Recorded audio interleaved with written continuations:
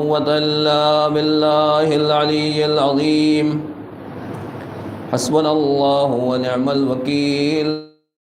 العين الرجيم. بسم الله الرحمن الرحيم. الحمد لله رب العالمين بارئ الخلق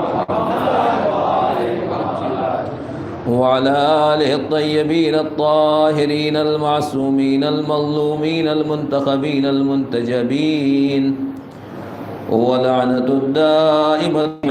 بعد فقد قال الله تبارك وتعالى في كتابه المبين وهو أصدق القائلين وقوله الحق. بسم الله الرحمن الرحيم.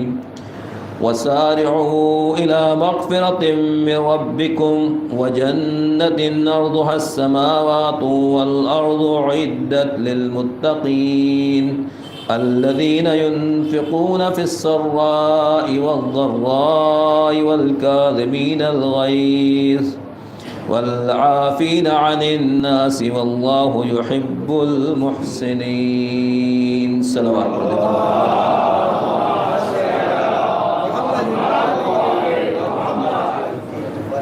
سورہ مبارکہ آل عمران آیت نمبر 133 اور 34، 133 اور 134.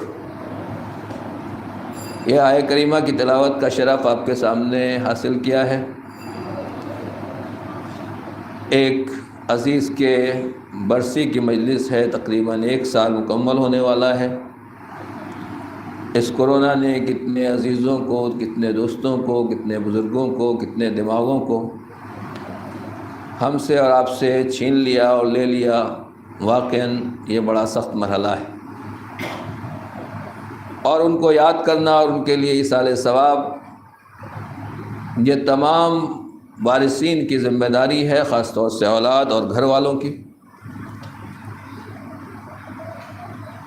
یہ جو آج کی تاریخ ہے آپ کو معلوم ہے، اور اتفاق سے یہ آخری تاریخیں لگاتار کنٹینیو ایک کے بعد ایک مناسبت ہے. فتح خیبر، شہادت امام موسیٰ کاظم علیہ السلام،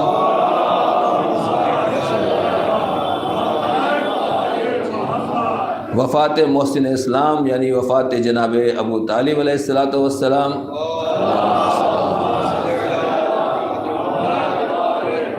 بعثت پیغمبر اور معراج پیغمبر، اور اسی طریقے سے رجب کا مہینہ ختم ہوتے ہوتے سفر امام حسین از مدینہ میں مکہ.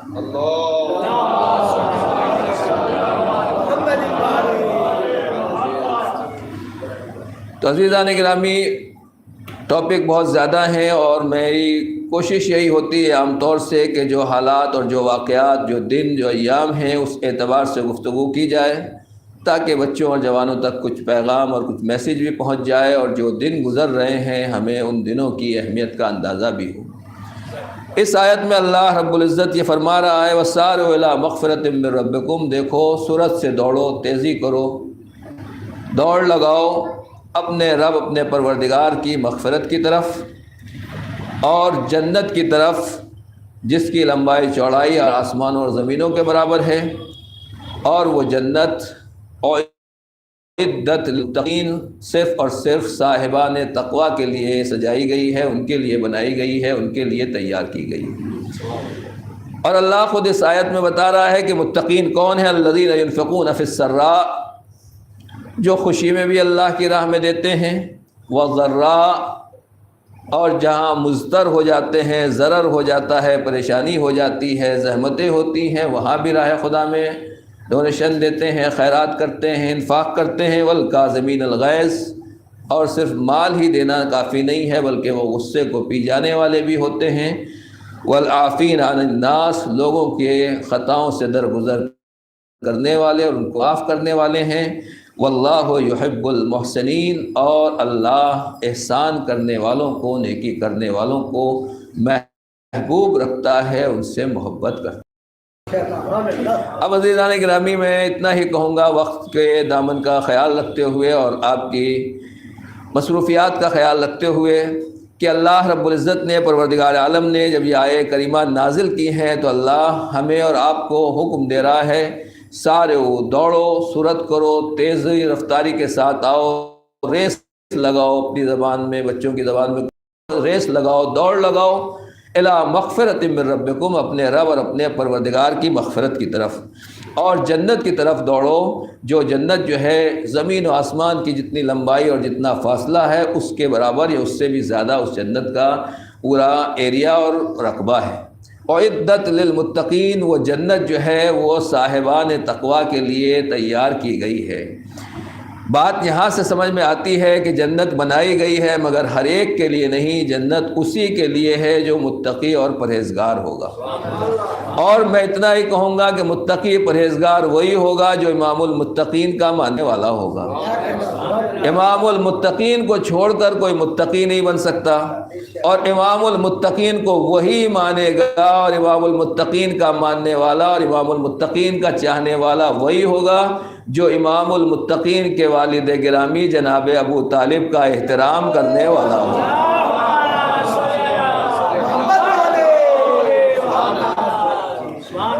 یعنی یہ ہو ہی نہیں سکتا کہ انسان جناب ابو طالب کا احترام نہ کرے، ان کے بارے میں غلط خیالات رکھے اور ان کے بارے میں وہ گفتگو اور وہ باتیں کرے کہ جس کا کوئی تصور نہیں، جس کا کوئی خیال نہیں، اور جو سراسر ظلم ہے جناب ابو طالب کی ذات گرامی کے اوپر۔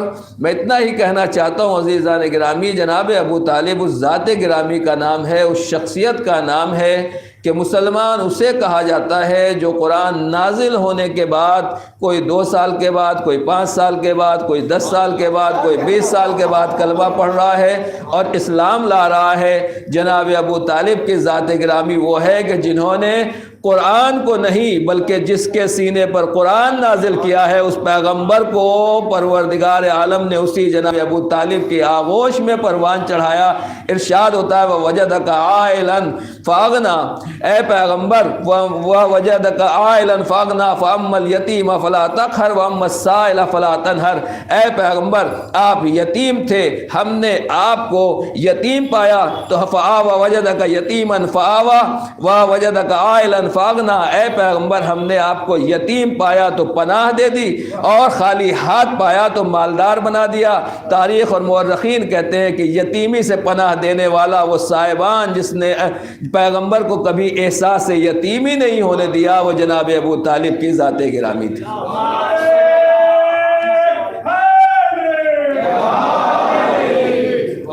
اور جس نے پیغمبر کو کبھی خالی ہاتھ نہیں رہنے دیا، اور جناب پیغمبر اکرم کے دست مبارک کو ہمیشہ اس طریقے سے دولت دنیا سے بھی بھرا اور دولت اولاد اور دولت نسل سے بھی بھرا، وہ جناب خدیجہ کی ذات گرامی تھی۔ بس میں اتنا ہی کہنا چاہتا ہوں کہ جو مدتوں کے بعد، آج 1400 سال کے بعد اگر کوئی پیغمبر کا کلمہ پڑھتا ہے تو دنیا اسے مسلمان کہتی ہے۔ آج کے زمانے میں بھی نہ جانے کتنے خلیفۃ المسلمین بنا دیے گئے، داعش، ISS، پورے حالات آپ کے سامنے ہیں۔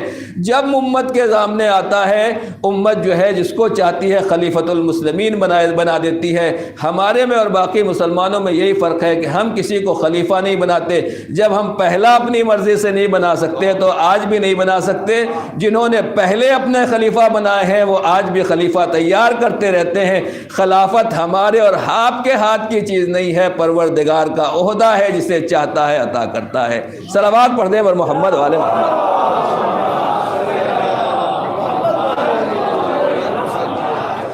تو بس عزیزان گرامی میں یہ اتنا عرض کرنا چاہتا ہوں کہ یہ امت ہے جس کو جو چاہے بنا دے، لیکن جو کچھ بھی امت بنائے وہ ہم اور آپ بنائیں گے۔ کہنے کا مقصد یہ ہے کہ اگر آج ہم کلمہ پڑھتے ہیں تو ہمیں آج مسلمان کہا جاتا ہے۔ جناب ابو طالب اس ذات گرامی کا نام ہے جس نے پیغمبر کو بچپنے سے پالا ہے، بچپنے سے اپنے سینے سے لگایا ہے، اپنے ساتھ بستر کے اوپر سلایا ہے، اپنے بیٹے کی طرح پرورش کی ہے۔ عزیزان گرامی الفاظ بدل کے کہہ دوں، تقریباً تھوڑا سا بچے متوجہ ہو جائیں کہ ہزاروں سال کے بعد اگر کوئی مسلمان کلمہ پڑھ لے اور کچھ بڑا ہو جائے، کوئی ایسا کام کر دے جسے دنیا والے خلیفہ کا سمجھنے لگے اپنے اعتبار سے، تو اسے خلیفہ کہا جانے لگتا ہے۔ لیکن جناب ابو طالب اس ذات گرامی کا نام ہے جنہوں نے تقریباً 50 سال تک پیغمبر اسلام کو اپنی آغوش میں پالا اور جوان ہونے کے بعد پیغمبر کا سہارا بنتے رہے شیب ابو طالب کی منزل تک، اور جب تک دنیا سے نہیں چلے گئے جناب ابو طالب جناب پیغمبر پیغمبر اسلام کے لیے صاحبان کی طریقے سے ہے۔ تعجب یہی ہے جو آج ہزاروں سال کے بعد کلمہ پڑھے وہ ہے جو قرآن نازل ہونے سے پہلے قرآن مجید کی آیتوں کے اوپر عمل کرتا ہوا دکھائی دے، اسے مسلمان نہ کہا جائے اور اس کو صاحب اسلام نہ کہا جائے۔ صلوات پڑھ دیں بر محمد والے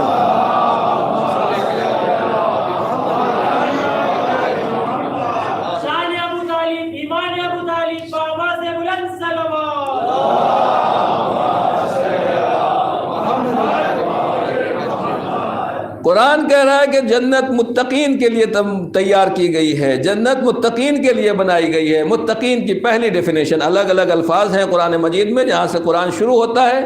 بسم اللہ الرحمن الرحیم، الف لام میم ذالک الکتاب لا ریب فیہ ھدی للمتقین، اس کتاب میں کوئی شک اور شبہ نہیں ہے، یہ ہدایت دیتی ہے ان لوگوں کو جو صاحبان تقوی الذین یؤمنون بالغیب، جو غیب پر ایمان رکھتے ہیں، ویقیمون الصلاۃ، پوری تفسیر ہے کہ جو نماز قائم کرتے ہیں اور جو خدا کی راہ میں انفاق کرتے ہیں، جو قرآن پر ایمان رکھتے ہیں، جو قرآن سے پہلے پیغمبر نازل کیا گیا اس کے اوپر ایمان رکھتے ہیں۔ تو متقین کی الگ الگ صفات بیان کی گئی، لیکن یہاں پر کہا گیا اس آیت میں کہ اعدت للمتقین، جنت تیار کی گئی ہے ان لوگوں کے لیے جو متقین ہیں، اور بتایا گیا کہ متقی وہ ہیں جو ينفقون فی السراء والضراء، جو خوش ہیں، ہاتھ بھرا ہوا ہے، بزنس چل رہا ہے، کاروبار ہے، تو جب سکون اور اطمینان کی زندگی ہے بھی راہ خدا میں دے رہے ہیں، والضراء، اور اگر پریشانی میں حالات بگڑے ہوئے ہیں، پریشانیاں ہیں، وہاں بھی راہ خدا میں دے رہے ہیں۔ میں اتنا ہی کہنا چاہتا ہوں کہ اگر آج کوئی میں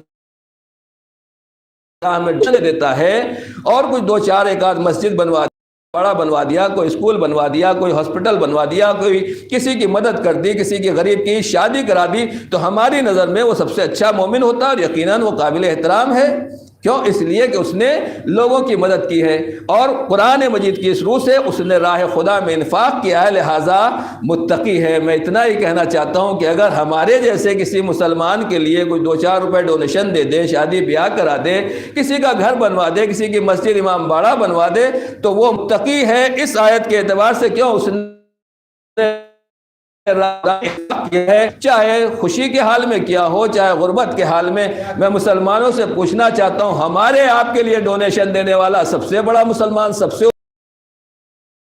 دن سے پیغمبر کو پالا بھی ہو، روٹی ہو، اپنے گھر میں پناہ دی ہو، کتاب خدا کو پروان چڑھایا ہو، جب دشمن جو ہے پیغمبر کو بولنے کی اجازت نہیں دے رہا تھا، جس نے ابو جہل اور ابو لہب، عتبہ و طیبہ اور دوسرے تمام چیزیں لوگوں کے اوپر، ان کے منہ کے اوپر مہر لگائی ہو اور ان کو خاموش کیا ہو اور کلام خدا کو بلند کیا ہو، پیغمبر کو بولنے کے لیے سٹیج دیا ہو، وہ کوئی اور نہیں جناب ابو طالب کی ذات گرامی ہے۔ صلوات پڑھیں بر محمد والے۔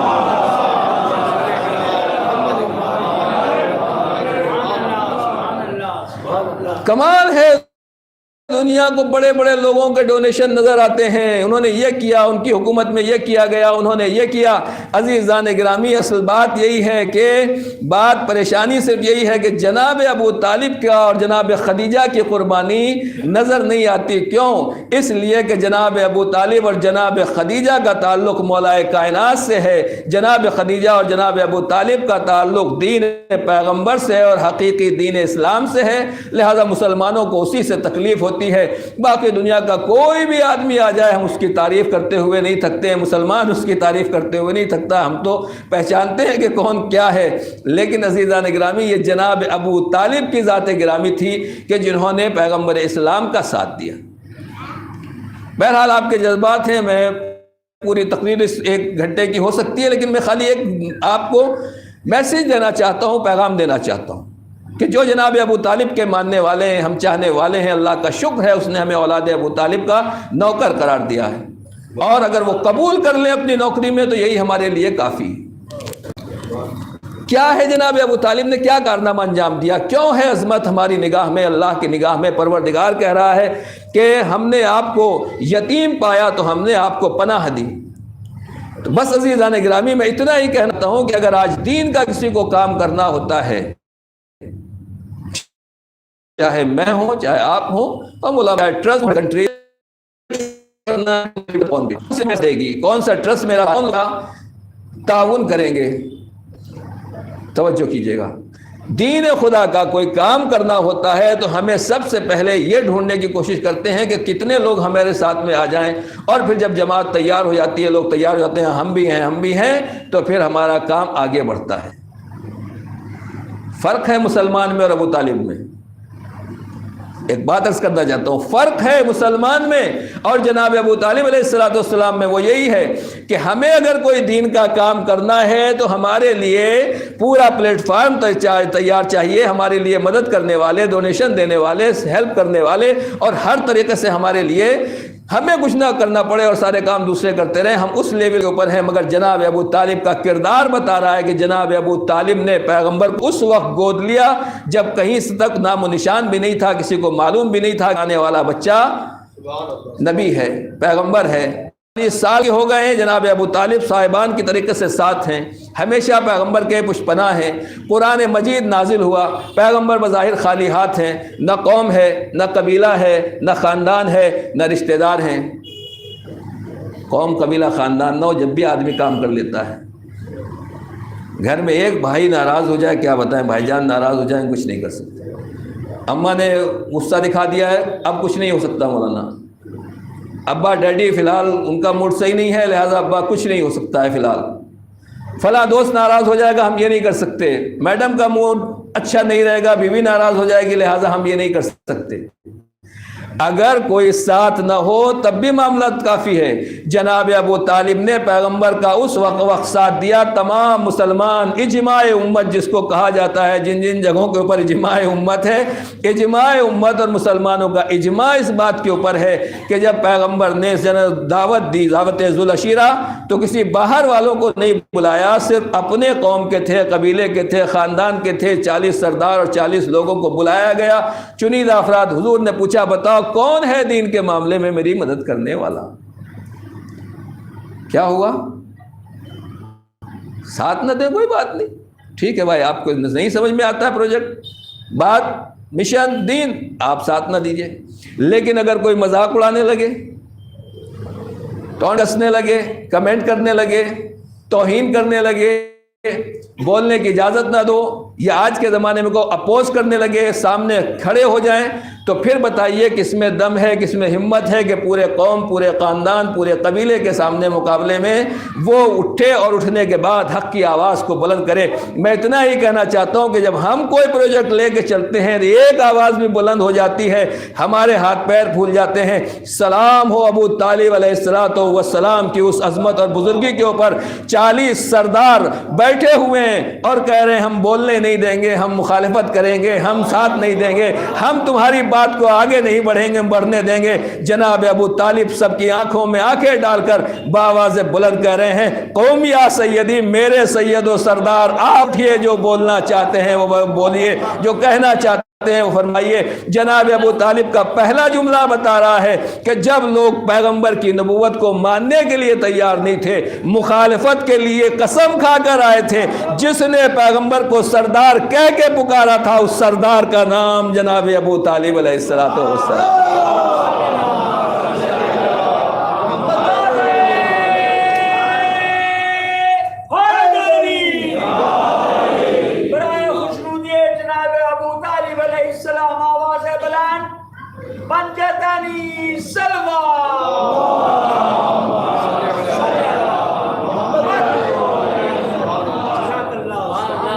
اگر کوئی جناب ابو طالب کا ماننے والا ہے، پھر اگر آپ کو دین کا کام کرنا ہے، سماج کا کام کرنا ہے، لوگوں کا کام کرنا ہے، خدمت خلق کرنا ہے، ماں باپ کی خدمت کرنا ہے، یعنی کوئی نیک اور حق کام کرنا ہے، اگر یہاں ڈر جائے، گھبرا جائے، پیچھے ہٹ جائے، اس کا مطلب جناب ابو طالب کا ماننے والا نہیں۔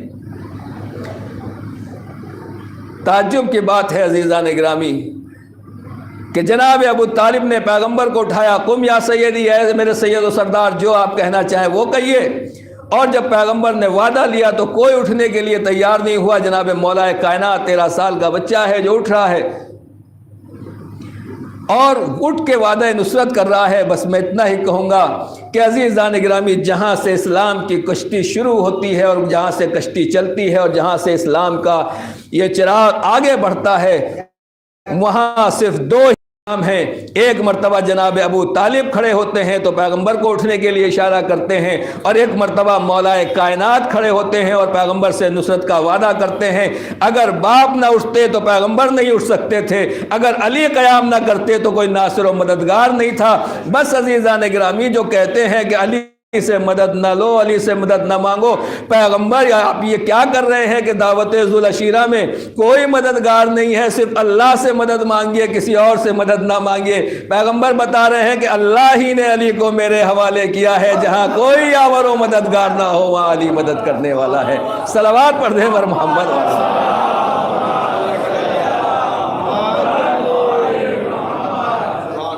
لہذا آگے بڑھنے کی کوشش کرنے کی ہمت کرنے کی ضرورت ہے۔ کب تک ہم یہ سوچتے رہیں گے کہ لوگ آئیں، ماحول بنے، پروگرام بنے، یہ ہو وہ ہو؟ عزیزان گرامی، اہل بیت اسلام اسی بات کا میسج دیتا ہے۔ پوری تاریخ اسلام میں اگر آپ دیکھیں گے تو یہی حالات ہیں۔ ہمت مرداں مدد خدا۔ آپ ہمت کر کے آگے بڑھیے، پلان لے کر آگے بڑھیے، اللہ اور پروردگار عالم کی مدد کے سہارے آگے بڑھتے چلے جائیے، پروردگار آپ کو منزلوں تک پہنچا دیتا رہے گا۔ بہرحال یہ ہے جناب ابو طالب کی ذات گرامی جو ہمیں اتنا بڑا درس دے رہی، اور اس کے بعد ایسا نہیں ہے کہ جناب ابو طالب کے سامنے پریشانی نہ آئی ہو۔ جو سب سے بہتر پیغمبر کو پروان چڑھا رہا ہے، امام المتقین کے والد گرامی ہیں، سردار بطحاں ہیں، اور قریش کے سردار ہیں، تمام فخر و مباحات کے سلسلے جناب ابو طالب کے پاس ہیں۔ ایسا نہیں ہے کہ جناب ابو طالب کو ستایا نہ گیا ہو، تکلیف نہ دی گئی ہو، پریشان نہ کیا گیا ہو۔ جناب ابو طالب شیب ابو طالب میں پیغمبر کے ساتھ ہے اور پیغمبر کو وہاں لے کے جا رہے ہیں، اس کی رہے ہیں۔ تو عزیزان گرامی، دین کا معاملہ اور دین کا راستہ یہ ہے، وہ پھولوں سے استقبال نہیں کیا جاتا ہے، وہاں ہمیشہ اسی طریقے سے استقبال ہوتا ہے جس طریقے سے جناب ابو طالب کا استقبال ہوا، جس طریقے سے پیغمبر کا استقبال ہوا کہ پیغمبر پر پتھر برسائے جا رہے ہیں، کانٹے بچھائے جا رہے ہیں، کوڑا پھینکا جا رہا ہے، اور اسی طریقے سے مولا کائنات کا استقبال ہوا، اسی طریقے سے امام حسین کا استقبال ہوا کہ جہاں تیروں تلواروں سے کوفے میں استقبال کیا جا رہا ہے۔ اس کا مطلب یہ ہے کہ جو دین کے بچانے والے ہوتے ہیں وہ پھولوں کی خواہش میں نہیں نکلتے، وہ تیروں تلواروں کو پھول بن کر ہمیشہ ہمیشہ کے لیے حوائط جاودہ حاصل کر لیتے ہیں۔ لہذا یہ سفر کٹھن ہے، سخت ہے، مشکل ہے۔ لہذا اللہ کہہ رہا ہے والکاظمین الغیظ، غصے کو پی جانے والے۔ متقین کون ہیں؟ جو راہ خدا میں خرچ کرتے ہیں۔ اور والکاظمین الغیظ، اس کے بعد اللہ فرما رہا ہے متقی کی پہچان یہ ہے کہ وہ غصے کو پی جانے والے۔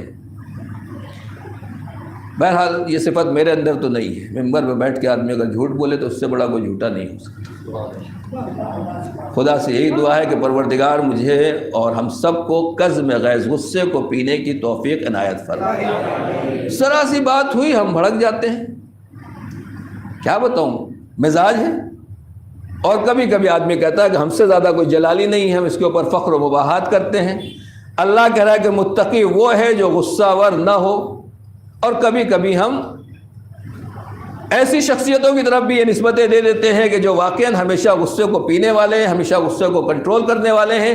بس عزیزان گرامی، ہر امام ہمارے یہاں غصے کو پینے والا تھا، مگر ساتویں امام حضرت امام موسیٰ کاظم علیہ السلام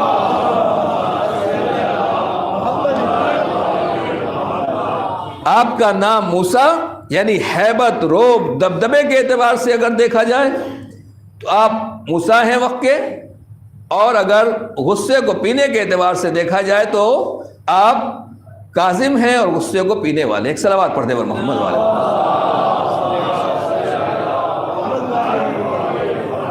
ایک اور صلوات پڑھ دیں پر محمد والے۔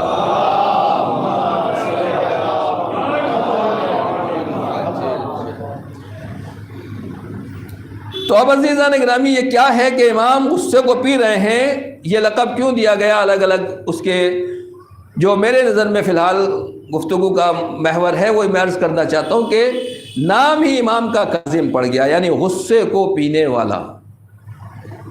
اگر ساتویں امام کی زندگی کو دیکھا جائے تو ساتویں امام کی زندگی ہسٹری اور تاریخ کے اعتبار سے ایک عجیب و غریب موڑ پر آ کر شروع ہوتی ہے۔ عالیہ فرقہ جو 12 اماموں کے ماننے والے ہیں وہ چھٹے امام تک تقریباً، زیدیہ کو بیچ میں اگر تھوڑا بہت دیکھا جائے، اس کے علاوہ تمام فرقے یہاں تک متفق ہیں۔ اکا دکا کچھ آپ کو دکھائی دیں گے مخالفت کرنے والے، لیکن اصل جو تشیع 12 اماموں کے ماننے والے ہیں، یعنی فرقہ امامیہ میں جہاں سے الگ الگ لوگ پیدا ہوئے ہیں، وہ 7ویں امام کی زندگی ہے۔ اور 7ویں امام کی زندگی یہی ہے کہ ان کے سے پہلے بڑے بھائی تھے جناب اسماعیل، چھٹے امام کے بڑے بیٹے ہیں جناب اسماعیل۔ امت یہ سمجھ رہی کہ اب تک بڑا بیٹا امام ہوتا آیا ہے، لہذا جناب اسماعیل امام ہوں گے۔ اللہ رب العزت نے پروردگار عالم کی مصلحت تھی کہ امام صادق کی زندگی میں، چھٹے امام کی زندگی میں جناب اسماعیل دنیا سے چلے گئے۔ امام نے جنازہ سب کے سامنے پیش کیا، جنازے سے چادر اٹھائی، بتاؤ کون ہے؟ کہا آپ کے بیٹے اسماعیل۔ بتاؤ زندہ ہے کہ مردہ، دنیا سے چلے گئے یا موجود ہیں؟ کہا نہیں مولا، یہ تو غسل کفن ہو چکا، دفن کرنے کی منزل ہے، یہ تو دنیا سے جا چکے۔ سب کے سامنے امام نے دفن کر دیا۔ اس کے باوجود بھی کچھ ایسے لوگ پیدا ہو گئے جو اسماعیلیہ فرقہ وہاں سے الگ ہوا، اور 6 اماموں سے کے بعد جو ہے وہ امامیہ فرقے سے الگ ہو گئے، یعنی اثنا عشریہ سے الگ ہو گئے۔ عزیزان گرامی، میں اتنا بتانا چاہتا ہوں کہ جب کسی کو گمراہ ہونا ہوتا ہے، بہکنا ہوتا ہے، غلط راستے پر جانا ہوتا ہے، جس امام کو اپنی امامت کا قائل ہے، امام کو مان رہے ہیں، امام کی امامت کے قائل ہیں، وہ امام بتا رہے ہیں کہ یہ مر چکے ہیں، دنیا سے جا چکے ہیں، ان کو دفن کیا جا چکا ہے، ان کی زندگی کا خاتمہ ہو گیا، مگر اس کے باوجود بھی لوگ اسماعیل کی امامت اور ان کے بارے میں دوسرے عقیدے کے قائل ہو گئے، اور امام موسیٰ کاظم علیہ السلام کو امام نہیں مانا۔ یعنی 7ویں امام کی مظلومیت یہ ہے کہ اب تک تمام اہل بیت کے چاہنے والے اور امامیہ ایک پلیٹ فارم کے اوپر جمع تھے، مگر یہ دشمن ہے اور یہ شیطان ہے کہ جس نے 7ویں امام کے بارے میں لوگوں کے درمیان میں شک اور شبہ پیدا کیا۔ عزیزان گرامی، ایسے موقع کے اوپر جہاں فتنہ پیدا ہو، وہاں اپنی امامت کو ثابت کرنا اور اپنی امامت کو دنیا کے سامنے نمایاں کرنا، یہ امام موسیٰ کاظم علیہ السلام کا کارنامہ ہے۔ میں آپ کو یہ بتانا چاہتا ہوں کہ ہم سوچتے ہیں کہ آج غیبت کا زمانہ ہے، لوگ کیسے بہک رہے ہیں؟ بہکنے کے لیے امام کا غائب اور حاضر ہونا ضروری نہیں ہے، توجہ کیجئے۔ بہکنے کے لیے ایک فتنے کی ضرورت ہے، ایک اسٹیچو کی ضرورت ہے، ایک کسی بھی نئے فتنے کی ضرورت ہے۔ قرآن مجید گواہ ہے، جناب موسیٰ 40 دن کے لیے 30 دن کے لیے گئے، اللہ نے 10 دن اور بڑھا دیا۔ وَوَعَدْنَا مُوسَىٰ 30 لَيْلَةً، ہم نے موسیٰ کو 30 دن کے لیے بلایا، ان سے وعدہ کیا اور 10 دن اس کو اور ایکسٹینڈ کر دیا۔ سامری نے بچڑا بنایا، جناب ہارون سمجھاتے رہ گئے مگر قوم بہک گئی۔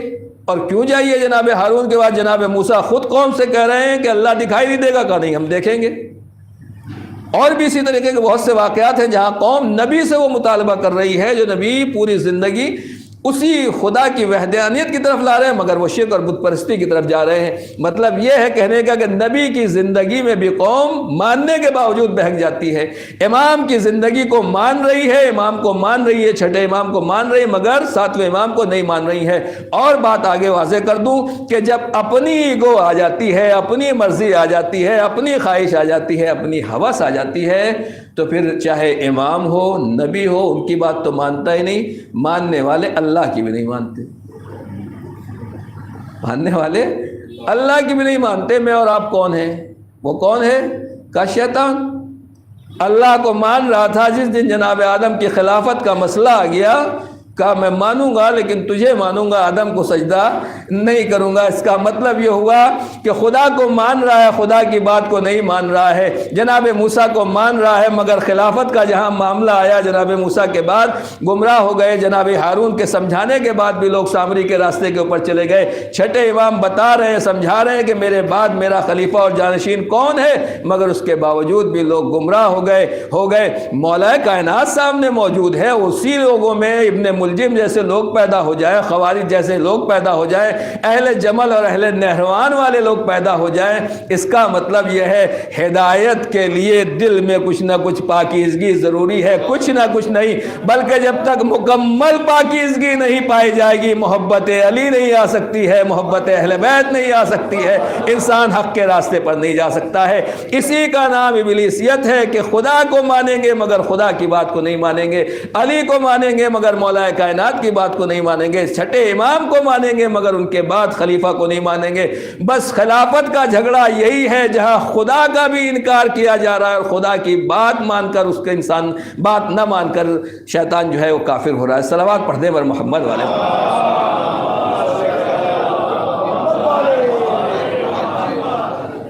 ایسے حالات میں جہاں اپنے لوگ بغاوت کرتے ہیں، نیا فرقہ بنا لیں، وہاں دین کو سنبھالنا اور لوگوں کی ہدایت کرنا وہ امام کے لیے کتنا بڑا چیلنج تھا۔ ایک بات تو یہ، اور دوسرے اعتبار سے اگر آپ دیکھیں تو بنی عباس کا دور ہے، بنی امیہ ختم ہو رہے ہیں، مروان حمار آخری بادشاہ ہے بنی امیہ کا، وہ جا رہا ہے، اور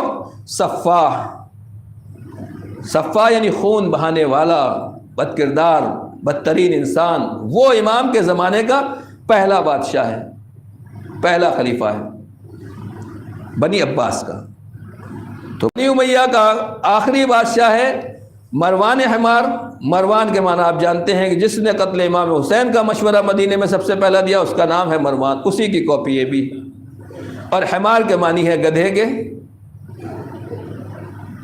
یہ ہے مسلمانوں کے، یا مسلمانوں کے کیوں کہوں، یہ ہے لوگوں کے بنائے ہوئے خلیفہ کے نام، ایک کا نام حمار، ایک کا نام صفا، ایک کا نام دوانقی۔ دوانقی یعنی پیسوں کا پجاری، دانق کہتے ہیں کہ کوڑی کے لیے، کہ پیسے کے لیے مرنے والا، اس کا نام دوانقی۔ جس کو پبلک اور دنیا والے بناتے ہیں ان کے ٹائٹل ایسے ہوتے ہیں، اور جن کو اللہ بناتا ہے اللہ انہیں اپنا نام دے کر بھیجتا ہے۔ وہ محمود ہے تو محمد بناتا ہے، وہ علی ہے تو علی بناتا ہے، وہ فاطر السماوات ہے تو فاطمہ بناتا ہے، وہ قابل احسان ہے، وہ محسن ہے تو حسن اور حسین بناتا ہے۔ صلوات پڑھ دے پر محمد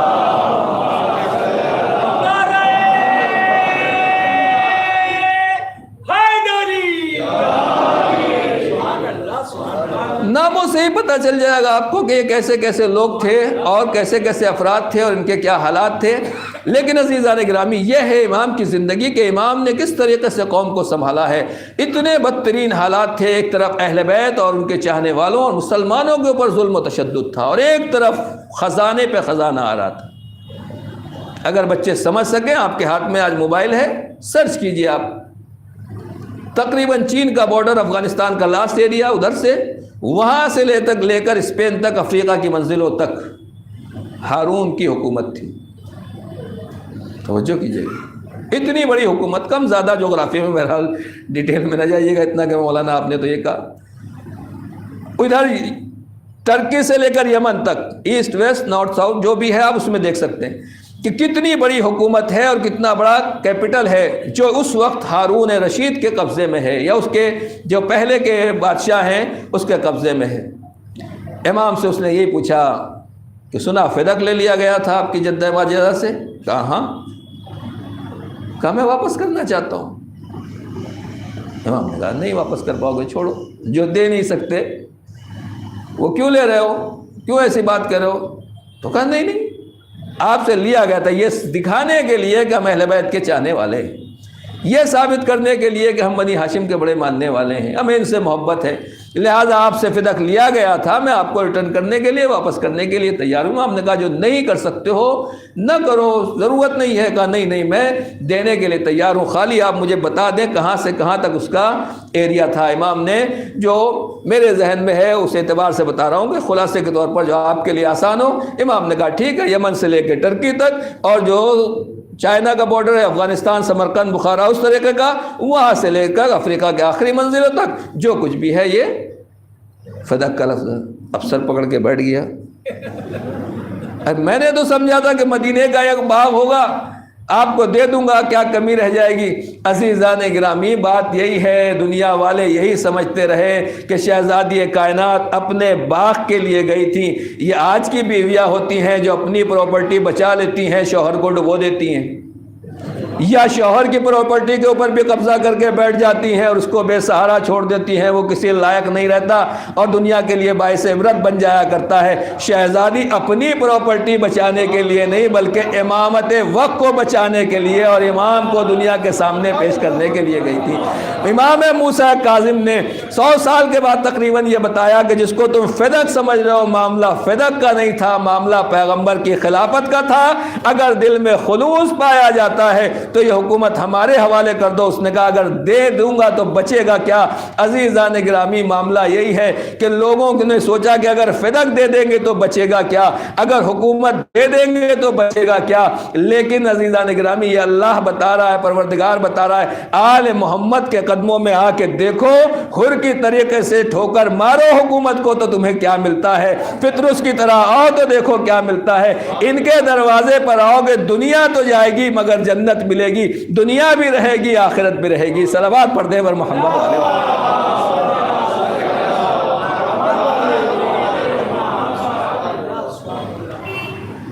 باطل کا ہمیشہ دنیا کے پجاری، حکومت کے پجاری، وہ آل محمد کے ساتھ کبھی میل نہیں کھا سکے۔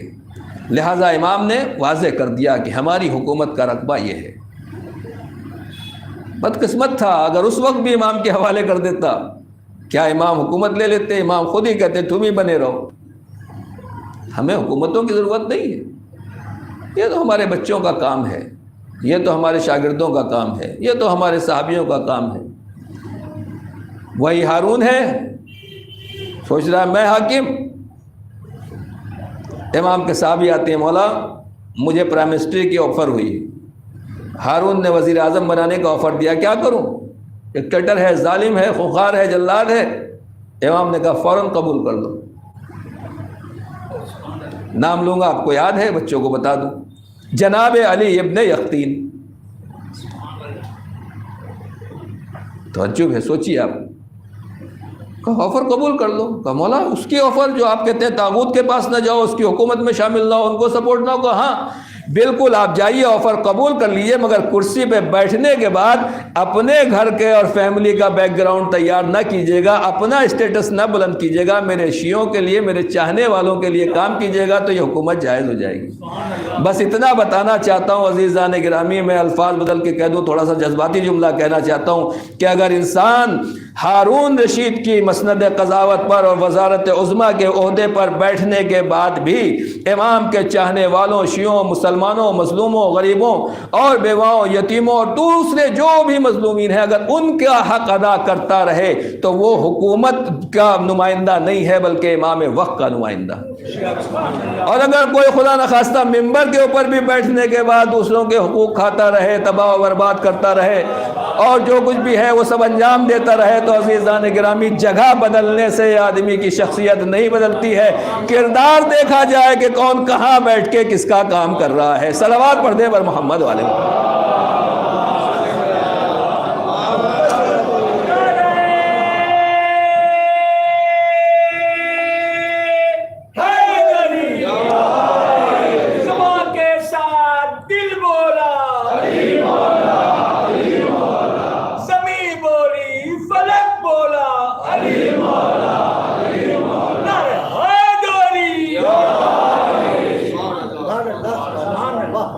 اب آپ سوچئے، اسے کہتے ہیں امامت، اسے کہتے ہیں اللہ کی تدبیر، اللہ کا مشن۔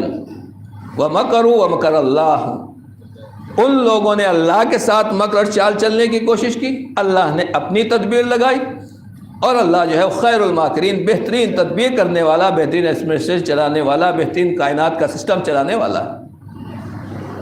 ایک بات عرض کرتا ہوں عزیزان گرامی، بات یہ ہے کہ حکومت ان کی، فوج ان کی، طاقت ان کی، کرسی ان کی، اور وزارت عظمیٰ کے پوسٹ پر، عہدے کے اوپر ساتویں امام کا شاگرد، صحابی، ساتھی، چاہنے والا، امام کا فدائی، امام کا ماننے والا، اور واقعاً تاریخ میں دوسرا کوئی ایسا نمونہ آسانی سے نہیں دکھائی دیتا جو جناب علی ابن یقطین کا نمونہ ہے۔ 2-3 واقعات جو ان کے مشہور ہیں، صرف 2 واقعات جو اسی سے متعلق ہے وہ عرض کرنا چاہتا ہوں۔ یہ کیسے وہاں تک پہنچ گئے؟ میں اپنے بچوں کو، جوانوں کو اور سب کو، جہاں تک یہ میسیج پہنچ رہا ہے، جو لوگ لائیو دیکھ رہے ہیں ان سے بھی عرض کروں گا، اور اپنی ماں بہنوں کو اور اپنی خواتین کو اور اپنی بچیوں کو بھی عرض کرنا چاہتا ہوں۔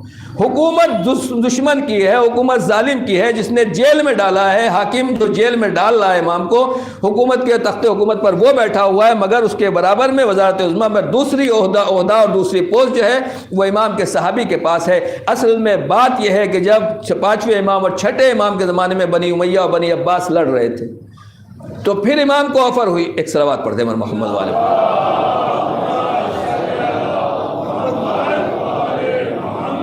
ایک اور صلوات پڑھ دیں آواز بلند.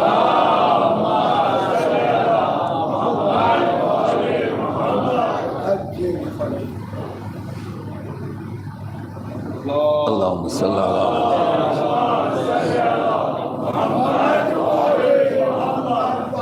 جب بنی امیہ بنی عباس آپس میں ٹکرا رہے ہیں تو مولا کو آفر ہوئی، امام کو آفر ہوئی، آپ ہماری طرف آ جائیے. ابو مسلم خراسانی جیسے بہت سے کریکٹر کردار ملیں گے جنہوں نے امام کو آفر کیا، آئیے حکومت کا چانس ہے، موقع ہے، آپ بھی ہمارے ساتھ شریک ہو جائے. امام نے کہا نہیں، حکومت میرا کام نہیں ہے، میں تمہارے ساتھ نہیں آ سکتا ہوں. بلکہ امام نے کیا کیا، مسجد نبوی میں مسند درس بچھائی اور اسٹوڈنٹ کو تیار کرنا شروع کر دیے. توجہ کیجیے گا عزیزان گرامی. دشمن کہہ رہا ہے، لوگ کہہ رہے ہیں جو سمجھدار ہیں اس وقت کے برین ہیں کہ آپ آئیے ہماری پارٹی جوائن کر لیجیے، ہم آپ کو حکومت دلا دیں گے. امام نے کہا ہمیں حکومت کی ضرورت نہیں ہے، ہم تمہارے ساتھ نہیں آ سکتے. امام مسجد درس بٹھا رہے ہیں، سب کہہ رہے ہیں عجیب ہے، یہ امام ہے وقت کے اور سرداری ان کے پاس ہے، علم ان کے پاس ہے، سب کچھ ہے، مگر اس کے باوجود بھی یہ آفر قبول نہیں کر رہے ہیں. لیکن عزیزان گرامی، ساتویں امام کا زمانہ آتے آتے تک لوگوں نے دیکھا تخت حکومت کے اوپر کون ہے. بظاہر بادشاہ وہ ہے جو دشمن ہے، لیکن وزیر اعظم وہ ہے جو امام کا صحابی ہے، امام کا ساتھی اور امام کے فدائی اور امام کے اسٹوڈنٹ ہیں. میں بتانا چاہتا ہوں اپنے جوانوں کو، جب دشمن آپس میں لڑ رہے تھے، جب تلواریں چل رہی تھیں، جب خون کی ندیاں بہ رہی تھی، اس وقت پانچویں امام اور چھٹے امام مسجد نبوی میں لوگوں کو درس دے رہے تھے. حکومتیں بموں سے نہیں چلتی ہیں، گورنمنٹ جو ہے توپ اور ٹینک سے اور میزائل سے آگے نہیں بڑھتی ہے. اس کے لیے برین چاہیے، اس کے لیے آئی ایس چاہیے، اس کے لیے پی سی ایس چاہیے، اس کے لیے دماغ چاہیے، اس کو چلانے کے لیے قاضی چاہیے، ججز چاہیے، اور اسی طریقے سے بڑے بڑے سردار چاہیے. یہ سردار جو ہے ہاتھ کی طاقت سے نہیں بلکہ دماغ کی طاقت سے کنٹرول ہوتے ہیں. امام نے کہا میں ہاتھ تیار کرنے والے، تلوار چلانے والے ہاتھ تیار نہیں کر رہا ہوں، بلکہ برین تیار کر دوں گا جو ان ہاتھوں کو کنٹرول کرتے رہیں گے، جو بادشاہ کو کنٹرول کرتے رہیں گے. دنیا نے دیکھا کہ جو آپس میں ٹکرا رہے تھے وہ ٹکرا کے ختم ہو گئے، مگر امام نے اتنے I S P C S تیار کر دیے کہ جناب علی ابن یقین کو موقع مل گیا کہ ہارون کے پاس کوئی اور دوسرا راستہ تھا ہی نہیں، امام کے چاہنے والے کو اپنا وزیر اعظم بنا رہا ہے اور آفر دے رہا ہے. اور بات کو کلیئر کر دوں، جناب بہلول کا نام کس نے نہیں سنا؟ جناب بہلول دانا علیہ الرحمت و رضوان، بڑا حق تلفی کرتے ہیں ہم جناب بہلول کی، نام ان کا احترام سے نہیں لیا جاتا. جناب بہلول علیہ الرحمت و رضوان امام کے چاہنے والے کیا ہے؟ سب ہیں، کم عقل ہیں، ان کے پاس عقل نہیں ہے. لیکن یہ ایسے بنے کیوں؟ حکومت کی، آپ کو وزارت کی، آپ کو بڑے عہدے کی آفر دی گئی مگر قبول نہیں کیا اور اپنے کو دیوانہ ظاہر کر دیا. اہل بیت کے چاہنے والے بتا رہے ہیں کہ حکومت ہمارے قدموں میں آتی ہے، مگر ہم کبھی بہلول بن کے اس کو ٹھکرا دیتے ہیں، کبھی علی ابن یقین بن کے اس کو حاصل کر کے امت کا خدمت کرتے ہیں. صلوات پڑھیں بر محمد والے.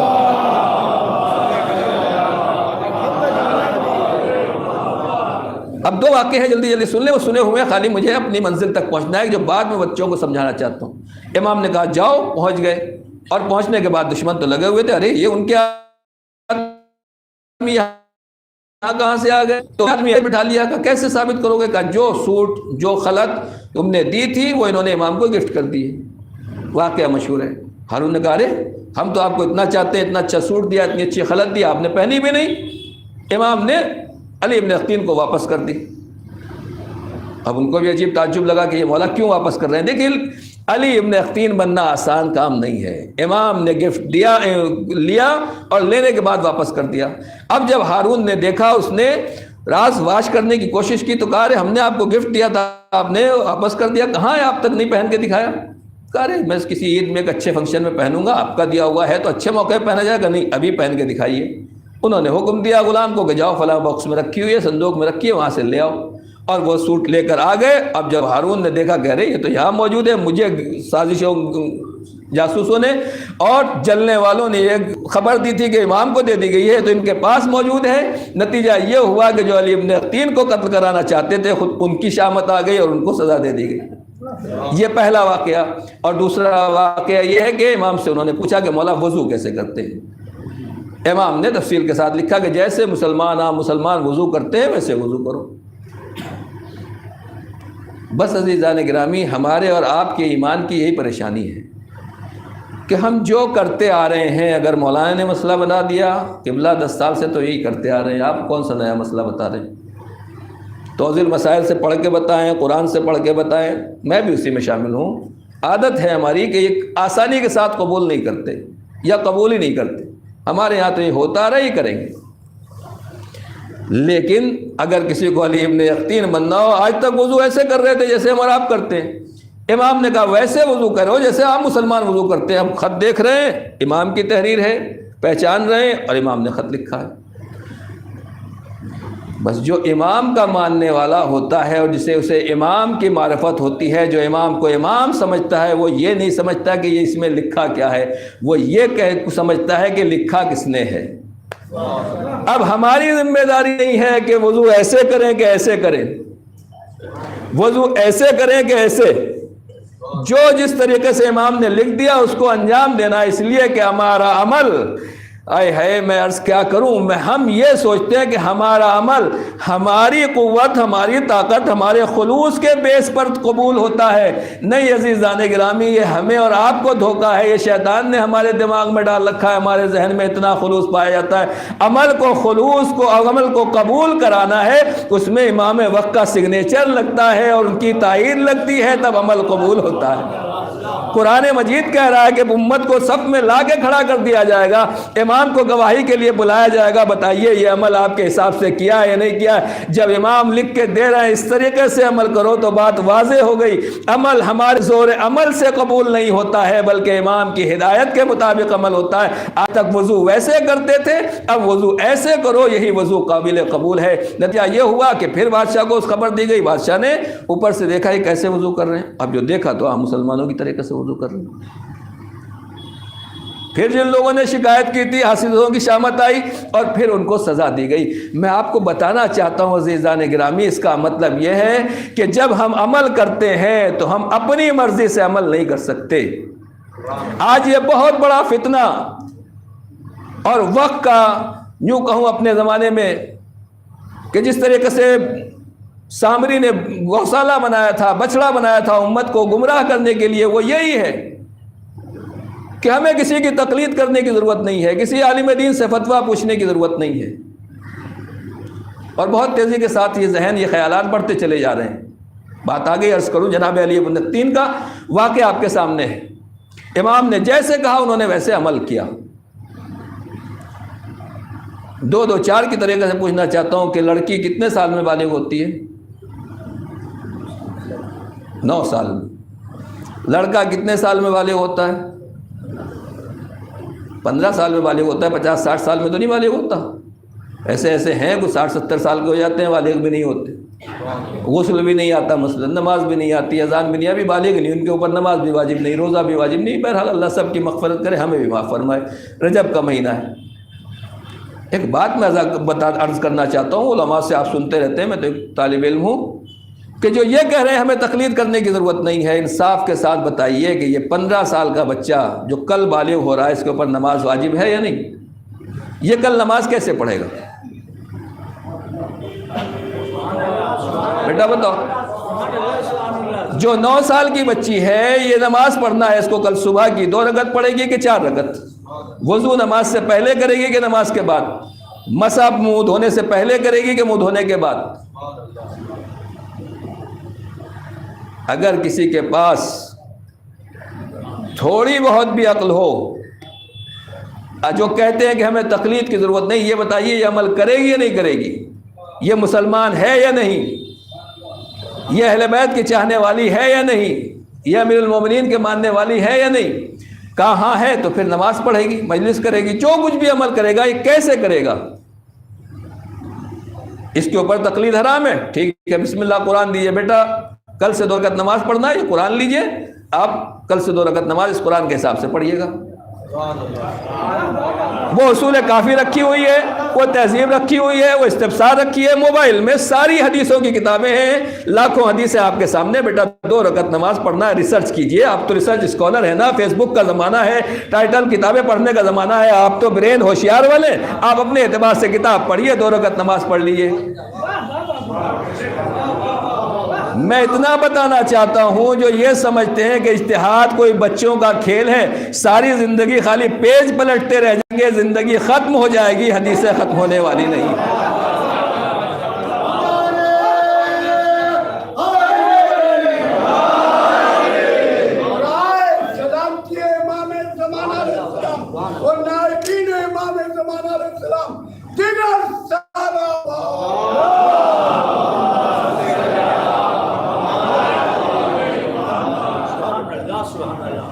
یہ بچہ کیسے نماز پڑھے گا؟ انصاف سے پوچھیے۔ لیکن میں کیا کہوں، ماننے والے مان رہے ہیں، جس نے بچھڑا بنایا اس کے پیچھے بھی چل دیے، جس نے امام موسیٰ کاظم کے بعد دوسرے خلیفہ بنائے ان کے پیچھے بھی چل دیے، جنہوں نے پیغمبر کے بعد نئے خلیفہ خود خلیفہ تیار کیے ماننے والے ان کے پیچھے بھی چل دیے۔ تو اگر آج کے زمانے میں لوگ بہک رہے ہیں تو یہ ہماری اور علماء کی خطا نہیں ہے، ان کی خطا ہے کہ واقعاً ان کو اتنی سمجھ نہیں ہے۔ خدا کی بارگاہ میں صاف احادیث میں ہے، اگر حدیث کوئی مانتے ہو صاف احادیث میں کہ سب سے پہلا سوال روز قیامت نماز کے بارے میں ہوگا۔ عقیدہ تو آپ کا قبر میں چیک ہو جائے گا نا، سب سے پہلا سوال نماز کے بارے میں ہوگا۔ تو عزیزان گرامی، جب نماز ہی پڑھنا نہیں آتی تو آدمی کیسا رہے گا؟ اور بات تو میں نے صرف سامنے کی گئی ہے تاکہ میرے بچوں کو بھی سمجھ میں آ جائے، میری بچیوں کو بھی سمجھ میں آ جائے۔ اگر میں اتنا پڑھنے کے بعد آیا ہوں، اگر آپ میرے ہاتھ میں قرآن دے دیں کہ مولانا 2 فتوے بتا دیجئے، تو میں ہاتھ جوڑوں گا، معافی مانگوں گا اور کہوں گا کہ یہ میرے بس کی بات نہیں، میں اس لائق نہیں ہوں۔ اگر واقعاً میں اپنے بارے میں بتانا چاہ رہا ہوں، اپنی جہالت کا اقرار کر رہا ہوں کہ اگر میں مسئلہ صحیح بیان کر دوں آج آپ کے سامنے تو یہی میری لیاقت کے لیے کافی ہے، یہی میری علمیت کے لیے کافی ہے، یہی میرے طالب علم ہونے کے لیے کافی ہے۔ آدمی پڑھنے کے بعد کبھی کبھی مسئلہ اردو کی توضیح المسائل بیان کرتے ہوئے سمجھ نہیں پاتا ہے تو پھر اجتہاد کیا کرے گا؟ کلام معصوم کو کیا سمجھے گا؟ کلام امام کو کیا سمجھے گا؟ کلام خدا کو کیا سمجھے گا؟ جب اتنے سال پڑھنے کے بعد ہم جیسے طالب علم تو کتاب خدا کو اتنے طریقے سے نہیں سمجھ سکتے، کلام خدا کو نہیں سمجھ سکتے، امام کی باتوں کو نہیں سمجھ سکتے، تو آپ نے کے سامنے زانوئے ادب طے کیا ہے۔ بس اتنا ہی کہنا نگرامی، اہل بیت کے دروازے پر ہمیشہ پڑھے لکھے لوگ نظر آئے ہیں جو اہل بیت کے دشمن ہیں۔ کسی نے 2 سال پڑھا، کسی نے 2.5 سال پڑھا، کسی نے اتنا بھی نہیں پڑھا۔ کتنے ایسے تھے جن کے انگوٹھے صحیح و سالم تھے، ان کو بادشاہ اور خلیفہ مان لیا گیا۔ صلوات پڑھ دیں بر محمد والے۔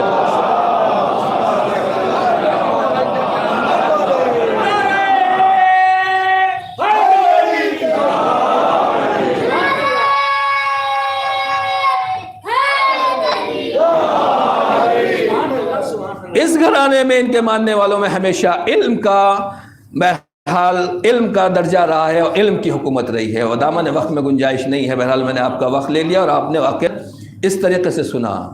بات کو مکمل کر دوں کہ امام نے جناب علی ابن اختین کو بھیجا اور بعد میں امام نے جناب علی ابن اختین کی جان بھی بچائی۔ اسی طریقے سے شیخ مفید یا شیخ صدوق کا واقعہ بظاہر شیخ مفید کا کہ ایک ماں دنیا سے چلی گئی اور بچہ اس کے شکم میں تھا، اور بعد میں وہ بچہ بہرحال امام بچا لیا۔ بعد میں انہوں نے سوچا کہ ارے میں نے فتویٰ تو یہ دیا تھا کہ بچوں کو ماں کے ساتھ دفن کر دیا جائے، یہ بچہ بچ کیسے گیا؟ تو امام زمانہ نے فرمایا کہ فتویٰ دینا تمہارا کام ہے اور اس کہیں غلطی ہوتی ہے تو اصلاح کرنا ہمارا کام ہے۔ میں بتانا چاہتا ہوں عزیزان گرامی کہ ہم امام کے خادم ہیں، امام کے نوکر ہیں، یہ علماء، یہ مراجع جو کچھ بھی ہیں نائبین امام، در حقیقت جب امام نے ان کو منتخب کر لیا ہے اور ہماری اور آپ کی ہدایت اور رہنمائی کے لیے بنائے گئے ہیں، اگر کہیں بھول چوک ہوتی ہے، ان کی جان کو خطرہ ہوتا ہے، وقت میں امام موسیٰ کاظم بھی بتا رہے ہیں تم اپنی ڈیوٹی نبھاؤ، اپنی ڈیوٹی نبھائیں گے، تم اپنا فرض نبھاؤ، ہم اپنا فرض نبھائیں گے۔ یعنی میں بتانا چاہتا ہوں کہ زمانے میں کوئی امام کا چاہنے والا بے یار و مددگار تھا، نہ آج کے زمانے میں کوئی امام کا چاہنے والا بے یار و مددگار ہے۔ ہمارے سر کے اوپر صاحب الزمان کا سایہ بھی ہے، ان کا دست کرم بھی ہے۔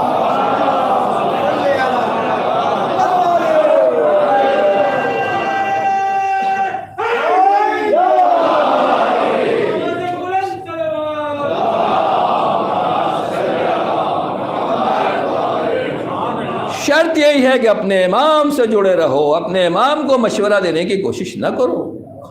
کتنے تھے جنہوں نے مولا امیر المومنین کو مشورہ دیا حکومت کے لیے اٹھ جائیے؟ تاریخ میں ملیں گے. کتنے تھے جنہوں نے امام حسین کو مشورہ دیا مدینے سے چھوڑ کے نہ جائیے، کوفہ نہ جائیے؟ مشورہ دینے والے اس زمانے میں بھی تھے اور آج کے زمانے میں بھی موجود ہیں. یہ صفت ہر زمانے میں ملتے رہے گی.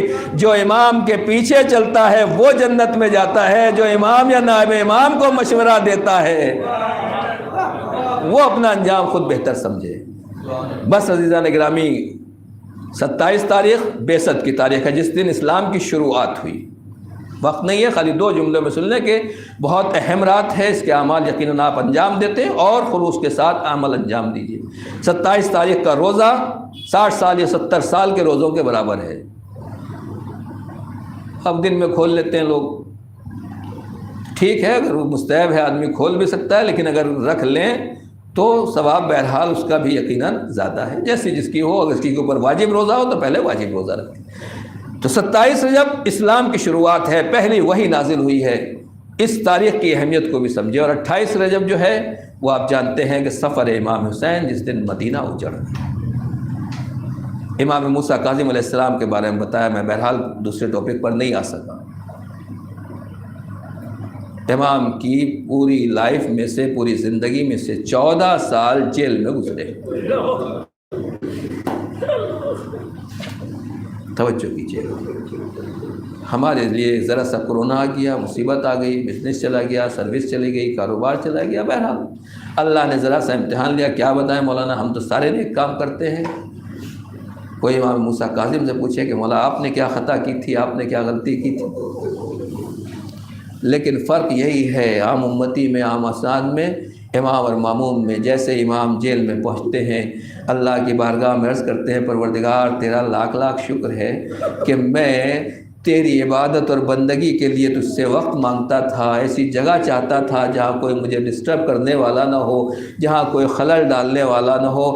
تیرا شکر ہے کہ تو نے مجھے جیل میں جگہ دے دی کہ جہاں میرے اور تیرے درمیان میں کوئی اور نہیں. اور امام سجدہ خالق میں سر کنی. ہم جیسے گنہگار ممبروں کے اوپر بیٹھ کر پورے اشرے پڑھ کر ایک آدمی کو بھی اصلاح نہیں کر سکتے، اور ایک کی اصلاح کیا کرے، ممبر پر بیٹھ کے اپنی اصلاح کبھی نہیں آدمی کر پاتا ہے. دوسروں کی ہدایت کرنے کی کوشش کرتا ہے اور خود گمراہی میں رہتا ہے. ایسے بھی آپ کریکٹر مل جائیں گے. تو آدمی کے پاس پلیٹ فارم ہے، پوری ٹی وی ہے، جو کچھ بھی ہے، چینل ہے، مگر کبھی کبھی انسان جو ہے دوسروں کی ہدایت کرنے کے بجائے گمراہ کر دیتا ہے. امام وہ ہیں کہ جیل میں ہے، مگر جس جیلر کو آپ کے اوپر کیا جاتا ہے وہ امام کا چاہنے والا بن جاتا ہے. جس کو گمراہ کرنے کے لیے بھیجا جاتا ہے وہ آپ کے ساتھ سجدے میں عورت نظر آتی ہے. یہ کیا ہے؟ یہ امام کا کردار ہے جو بتا رہا ہے کہ اگر جیل میں بھی رہو تو جو ظلم کرنے کے لیے آیا ہے تمہارا کردار ایسا ہونا چاہیے کہ وہ تمہارا کلمہ پڑھتا ہوا اور تمہارا چاہنے والا بن کر واپس پہنچے. ہاں آزاداروں جیلیں بدلی جاتی رہیں، زندان بدلے جاتے رہے، اور زندان میں خود دیکھا ہے بادشاہ نے ظالم نے کہا ذرا میں دیکھوں تو امام کیسے ہیں. تو کیا دیکھتا ہے اوپر سے کہ زمین کے اوپر ایک چادر پڑی ہوئی ہے، بظاہر جس کے نیچے کچھ نظر نہیں آ رہا. کہاں ہے؟ کہا اسی چادر کے نیچے ہے. اس کا مطلب یہ ہے کہ امام کا بدن اتنا لاغر ہو گیا تھا کہ اوپر اگر چادر ڈال دی جاتی تھی تو پتہ نہیں چلتا تھا کہ اس چادر کے نیچے بظاہر کوئی ہے. امام موسیٰ کاظم علیہ السلام جیل میں ہے. آزاداروں جس جیل میں نہ روٹی ہو نہ کھانا ہو، دن کو امام روزے رکھ رہے ہیں اور پھر افطار بھی ایسا ہی ہو رہا ہے. اور اس کے بعد اگر دیکھے تو واقعی اس کی مظلومیت کیا ہے. اگر آدمی لاغر ہو جاتا ہے اور دنیا سے جانے کے قریب آ جاتا ہے تو اس کو تو ویسے ہی چھوڑ دیا جاتا ہے. لیکن امام موسیٰ کاظم کو جیل کے اندر بھی زنجیروں میں جکڑ کے رکھا گیا، اور اس طریقے سے زنجیروں میں جکڑا گیا کہ جب امام کا جنازہ اٹھا 4 حمال جنازہ لے کے برآمد ہوئے. آواز دی جا رہی تھی کہ یہ رافضیوں کے امام کا جنازہ ہے، فرزند رسول کا جنازہ اس توہین کے ساتھ نکل ہے، بدن زنجیروں میں جکڑا ہوا ہے، بغداد کے پل کے اوپر جنازہ لا کے رکھ دیا گیا۔ سلیمان بن جعفر کو خبر ملی، ہاذا دارو، زنجیریں نکالی گئی، امام کے غسل و کفن کا اہتمام کیا گیا۔ میں شاہ خراسان امام علی رضا علیہ السلام کی خدمت میں عرض کروں گا، مولا بابا کا جنازہ زنجیروں میں جکڑا ہوا تھا، مگر دفن کرنے کے لیے آپ کو موقع تو مل گیا۔ کربلا کے میدان میں آئیے، آپ کے جد مظلوم کا جنازہ 3 دن تک بے گور و کفن پڑا رہا۔ 23 سال کا جوان بیٹا، ہاتھوں میں ہتھکڑیاں، پیروں میں بیڑیاں، اور ایک بہن تھی جب جنازے کے پاس پہنچی تو کہا بھیا میں دیکھ رہی ہوں تیرے جنازے کے اوپر کفن بھی نہیں ہے، لباس بھی نہیں ہے، لیکن بھیا میں کیا کروں، ہاتھ بندھے ہوئے ہیں، ارے سر پہ چادر بھی تو نہیں جو تیرے کفن کے کام آ سکے۔ زینب شرمندہ ہے، اپنے بھائی کے جنازے کو کاندھا نہ دے سکی، اپنے بھائی کے جنازے کو کفن تک نہ دے سکتی۔ الا لعنت اللہ علی القوم الظالمین۔